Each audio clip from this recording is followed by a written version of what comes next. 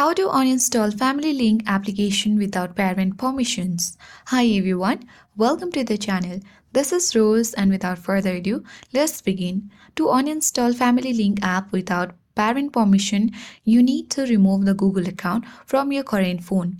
So let's go to the settings on your device and you need to scroll to the bottom. Navigate to Google and tap to open it. From the menu, you will see your parent linked Google account. You simply need to log in there and you need to tap to open it. From the menu, choose Manage your Google account and you will land on this page where you need to choose Google and a list of Google account will appear. You need to simply choose your parent link Google account.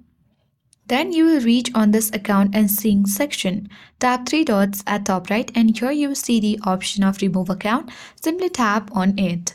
And here you need to tap on remove account. Removing this account will delete all of its messages, contacts and other data from the phone, including the passwords on your application that is Family Link.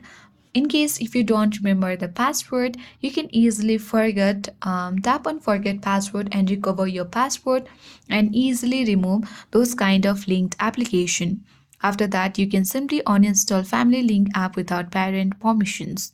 I hope this guide was helpful. If it was, then do like, share, comment and don't forget to subscribe. Thank you for watching.